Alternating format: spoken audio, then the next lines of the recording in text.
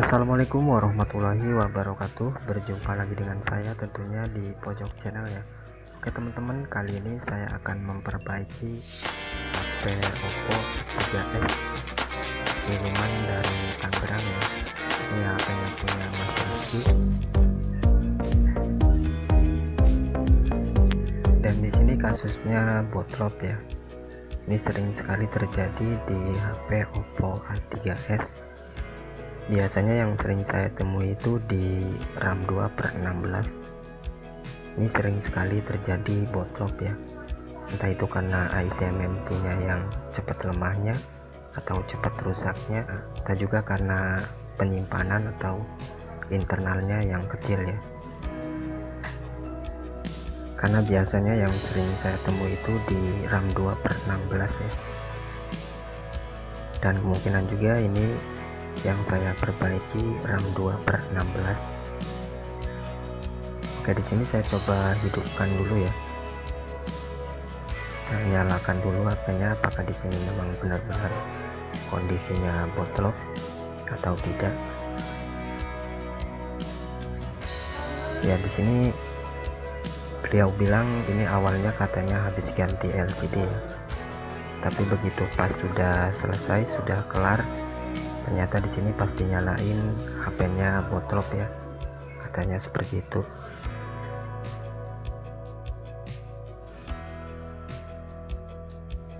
Oke, di sini saya sudah tunggu beberapa menit, tidak ada tanda-tanda loading atau titik-titiknya ya. Di sini HP-nya hanya stuck di logo Oppo. Ya, mungkin ini kasusnya sama di video sebelumnya yang sudah pernah saya upload ya. Ciri-cirinya sama seperti ini, dan kemungkinan juga ini IC MMC nya Argent 90% ya. Oke, sekarang selanjutnya di sini saya akan coba masuk ke menu recovery mode ya. Apakah ini HP-nya masih bisa masuk ke menu recovery mode atau tidak. Jadi di sini kita pastikan dulu ya, sebelum kita lakukan direct IC MMC, kita pastikan dulu apakah ini HP-nya masih bisa masuk ke menu recovery mode atau tidak. Nah, jika seumpamanya ini masih bisa masuk ke menu recovery mode, kemungkinan ini masih bisa kita kali dengan install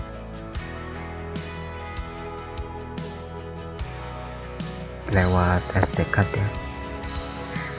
Kemungkinan ini masih bisa kita selamatkan via SD card atau memory card ya, dengan catatan kalau ini HP-nya bisa masuk ke recovery mode. Nah, jika seumpamanya ini tidak bisa masuk ke menu recovery mode, ya untuk solusinya di sini kita harus lakukan direct IC MMC-nya ya. Jadi untuk solusinya di sini kita harus direct IC MMC-nya. Jika tidak bisa kita install lewat SD card atau memory card ya. Nah, karena di sini saya tidak bisa masuk ke menu recovery mode, Jadi di sini langkah selanjutnya saya akan coba lakukan direct IC MMC nya. Kita coba cek untuk IC MMC nya apakah masih bisa kita perbaiki atau tidak. Kita coba lihat ya. Oke, di sini kita akan potong dulu untuk kaleng PCB nya ini ya, karena di sini kita akan jumperkan ke pin ISP nya. Jadi di sini kita harus potong dulu untuk kaleng PCB nya separuh di letak atau pin ISP nya tersebut ya. Jadi kita potong saja separuh untuk kaleng PCB nya agar pin ISP nya bisa kelihatan ya. Dan usahakan di sini kita harus berhati-hati ya saat mengeksekusi atau memotong kaleng PCB nya ini. Jangan sampai ada sebuah komponen atau jalur yang keangkat.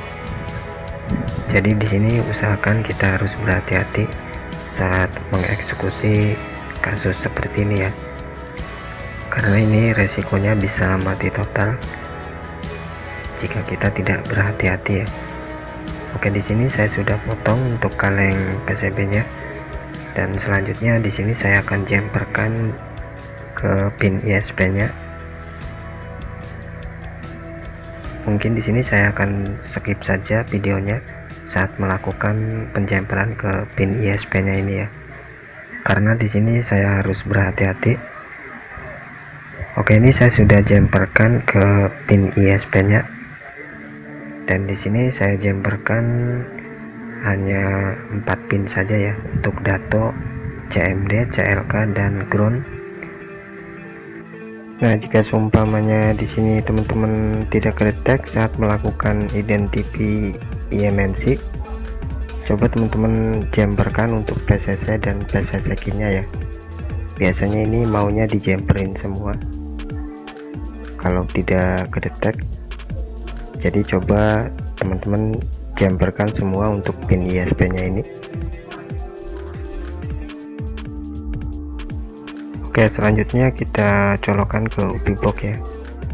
Kita buka aplikasi eMMC Toolbox nya. Setelah itu kita centang dulu untuk direct eMMC ISP nya ya. Kita centang dulu, baru setelah itu kita klik identify. Kita coba cek IC eMMC nya apakah di sini statusnya urgent 90%.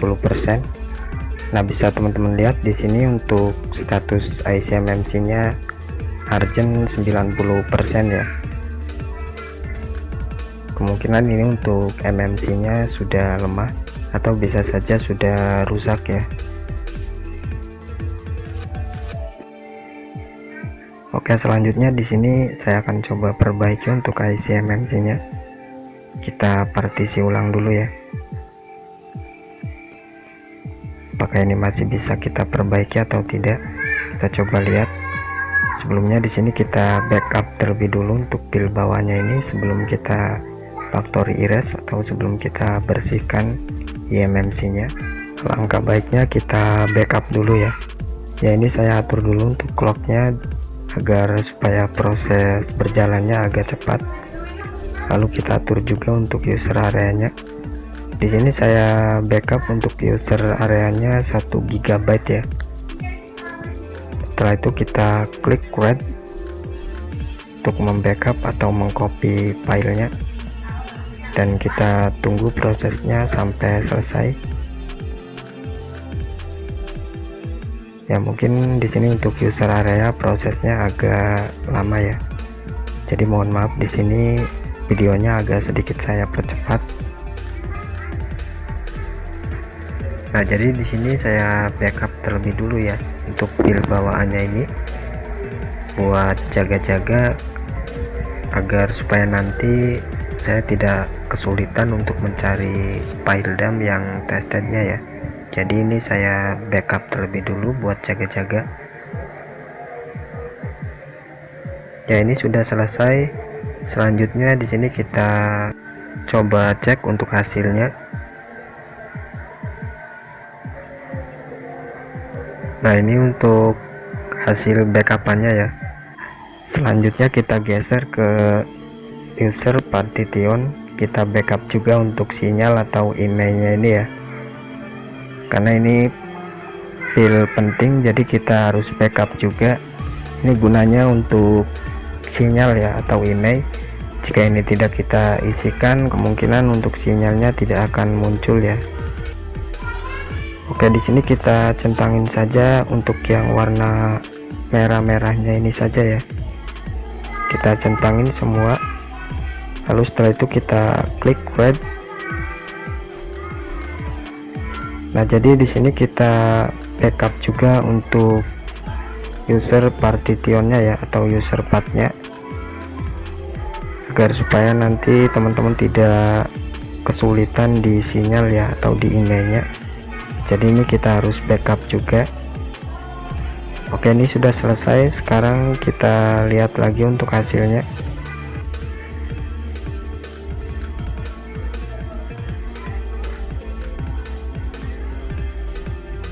Nah, ini untuk hasilnya ya. Jadi di situ ada tulisannya user path. Oke, selanjutnya jika sudah kita backup semua untuk file penting dan file dump-nya, di sini kita akan perbaiki ICMMC-nya ya. Kita partisi ulang, kita factory erase, kita bersihkan dulu ICMMC-nya agar supaya nanti status merah atau tulisan merahnya itu bisa hilang ya. Ya, ini kita klik lagi identify, kita kembali lagi ke awal. Nah, di sini untuk urgentnya masih merah ya, kita biarkan saja. Kita geser ke IMMC partition, kita centangin semua. Untuk user areanya kita hapus juga ya.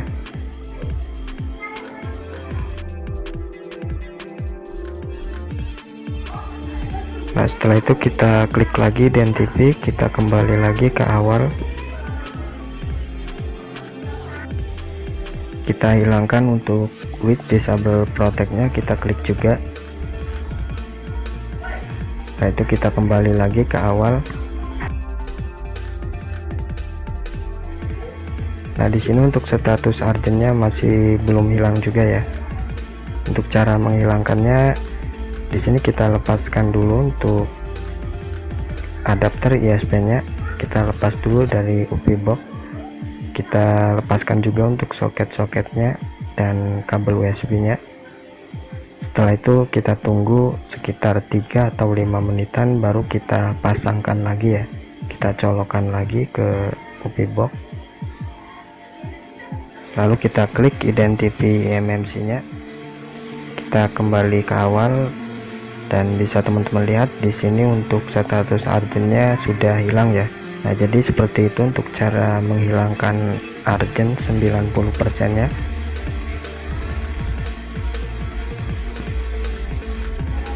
Selanjutnya di sini kita pastikan dulu untuk nantesnya harus hijau semua ya, agar supaya pengisian file dump atau user areanya bisa berjalan. Jadi kita pastikan dulu untuk nantesnya harus hijau semua ya. Oke, selanjutnya di sini kita cek juga untuk status kesehatan ICMMC-nya. Di sini untuk status kesehatannya masih 10% ya. Kurasa ini masih agak baik.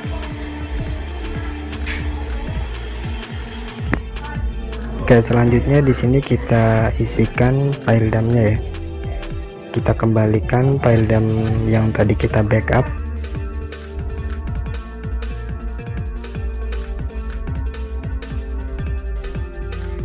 Selanjutnya kita atur lagi untuk clocknya agar proses berjalannya agak sedikit cepat ya. Lalu kita atur juga untuk user areanya 1 GB. Setelah itu baru kita klik wait ya, dan tunggu prosesnya sampai selesai.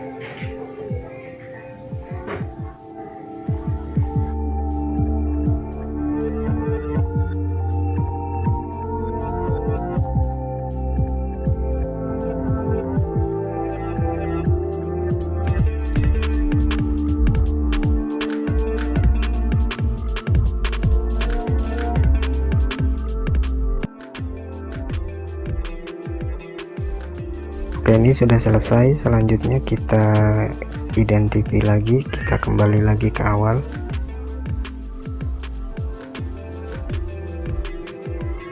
Ya, mungkin di sini untuk pengisian file dump-nya tidak ada status tulisan Oppo A3s nya ya, tapi tidak usah khawatir, ini tidak masalah.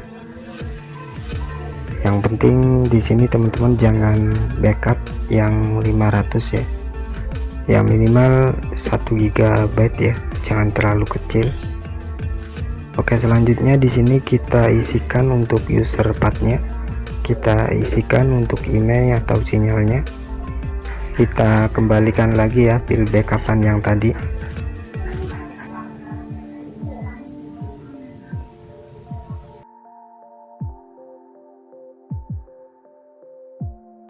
Ya, selesai.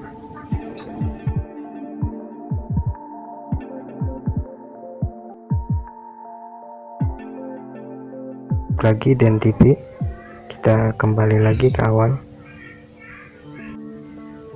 Nah, ini untuk pengisian file dump-nya sudah selesai ya. Di sini teman-teman tinggal pilih special tag, lalu pilih factory erase agar untuk tulisan yang merahnya itu bisa hitam dan ICMMC nya benar-benar bersih ya. Baru setelah itu kita lepaskan. Nah, jadi untuk lebih baiknya teman-teman factory erase dulu ya, baru setelah itu kita lepaskan.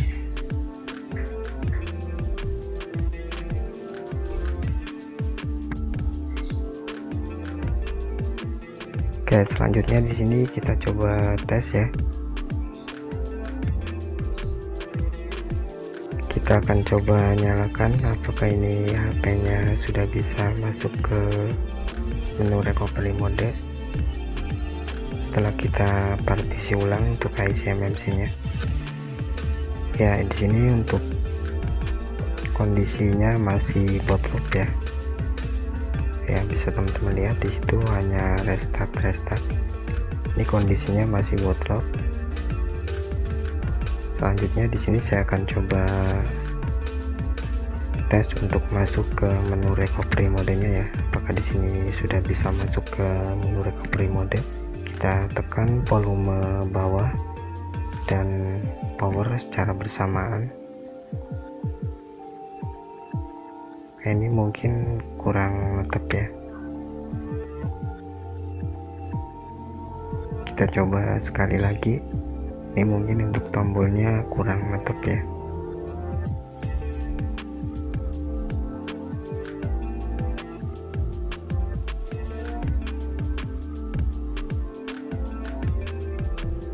Ya, ini kita coba tunggu apakah akan bisa masuk ke menu recovery mode.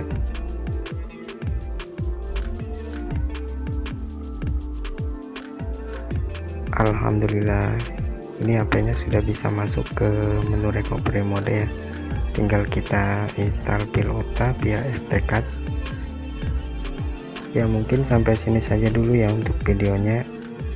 Ini tinggal kita download Pilotanya, kita masukkan via SD card, kita install lewat SD card. Ya, mungkin ini saya akan jadikan part 2 saja untuk videonya. Sampai jumpa lagi. Wassalamualaikum.